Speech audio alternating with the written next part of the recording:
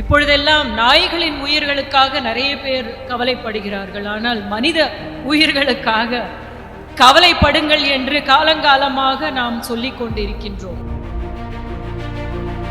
அதற்கான சட்டங்களை இயற்ற வேண்டும் என்கிறோம். சட்டங்கள் என்பது மனித மனங்களை மாற்ற இயலுமா? மனித மனங்களை மாற்றுவதற்கு தான் கலை என்கிற மிகப்பெரிய ஒரு ஆயுதம்.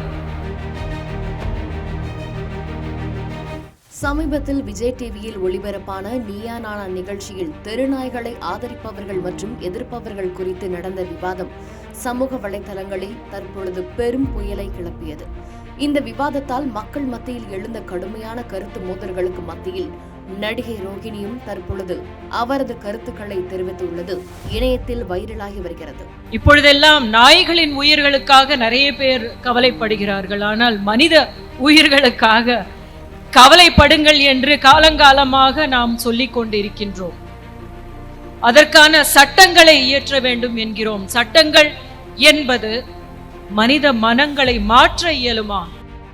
இந்தியாவில் மட்டும் 6.5 கோடி தெருநாய்கள் உள்ளதாகவும் இது உலக அளவிலேயே இந்தியாவில் தான் அதிகமான எண்ணிக்கையில் உடையது என்றும் கூறப்படும் நிலையில் தற்பொழுது தெருநாய்களால் மக்கள் அதிக அளவில் பாதிப்பிற்குள்ளாகுவதாகவும் பல்வேறு மக்கள் நாய்க்கடிகளால் ராபிஸ் நோயால் பாதிக்கப்பட்டு உயிரிழப்பதாகவும் தற்பொழுது சர்வேக்கள் அதிக அளவில் கூறுகின்றன. இதனால் எழுந்த விவாதம் டெல்லி வரை கடுமையான ஆட்டம் கண்டது. இதற்கிடையில் டெல்லி நீதிமன்றத்தில் தெரு நாய்களுக்கென்று ஒரு ஷெல்டர் அமைத்து அங்கு அந்த நாய்களை விட வேண்டும் என்று நீதிபதி கூறியதற்கு கடுமையான எதிர்ப்பு கிளம்பியது. அதன் பொருட்டாக நீயா நானா நிகழ்ச்சியிலும் தெருநாய்களை ஆதரிப்பவர்கள் ஒரு பக்கம், எதிர்ப்பவர்கள் ஒரு பக்கம் என்று நின்று பேசினர். இந்த நிகழ்ச்சியில் இந்த விவாதம் இரு பிரிவினரிடையே பெரும் சண்டையை ஏற்படுத்தியது. இந்த சூழலில்தான் மயிலாடுதுறையில் நடைபெற்ற தமிழ்நாடு தீண்டாமை ஒழிப்பு முன்னணியின் 5வது மாநாட்டில் நடிகை ரோகிணி கலந்து கொண்டார். அப்போது அவர் நீயா நானா நிகழ்ச்சியில் நடந்த விவாதம் குறித்து பேச தொடங்கினார். இப்போது உள்ள சூழ்நிலையில் நாய்களின் உயிருக்காக நிறைய பேர் கவலைப்படுகிறார்கள்.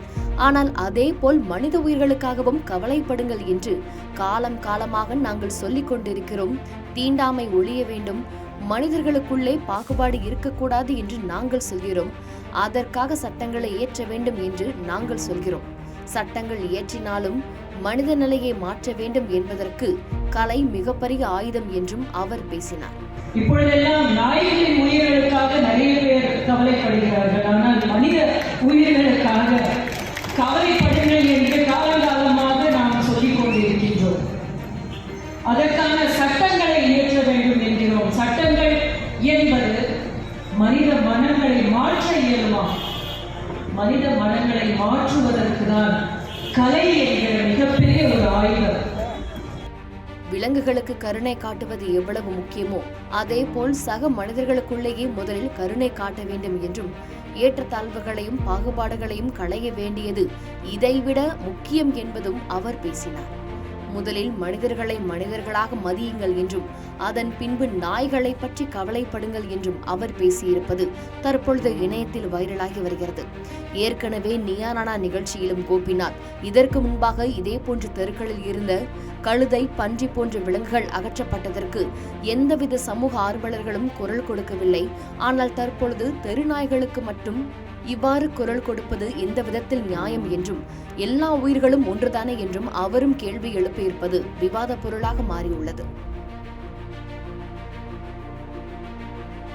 செய்திகளை உடனுக்குடன் தெரிந்து கொள்ள கீழ்கண்ட கேபிள் மற்றும் டிடிஹெச் நெட்வொர்க்குகளில் எம்நாடு செய்தி தொலைக்காட்சியை காணுங்கள். பாதகம் செய்பவரை கண்டால் நாம் பயம் கொள்ளலாகாது பாப்பா. மோதி மிதித்து விடு பாப்பா, அவர் முகத்தில் உமிழ்ந்து விடு பாப்பா. அண்மை செய்திகளை உடனுக்குடன் தெரிந்து கொள்ள இணைந்திருங்கள் எம்நாடு தொலைக்காட்சியுடன்.